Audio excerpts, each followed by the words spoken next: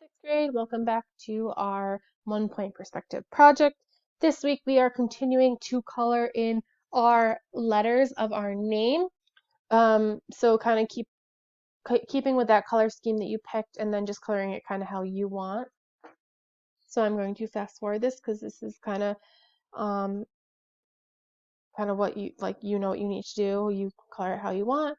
And then the second part of this project is going to be coloring in these lines that are going back into that 1 point.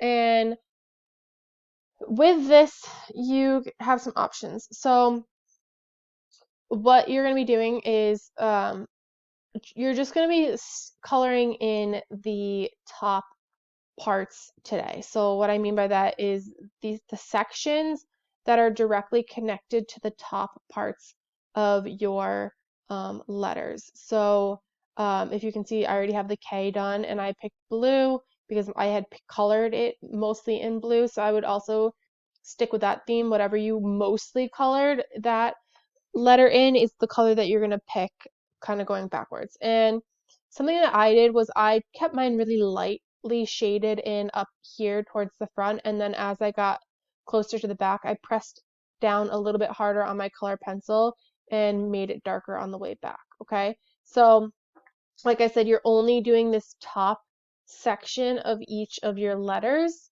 And as I do mine, you should be able to see a little bit more. If you did two colors, so like in the E, I did a yellow and orange, I kind of just blended them a little bit together up top. So that's something that you guys can choose to do also. And then I'm going to keep going. I had silver for the next one and blue, so I combined those. And you can see really the silver on this one is really light up front, and then I slowly have it go darker on the way back. I'm going to keep fast forwarding this.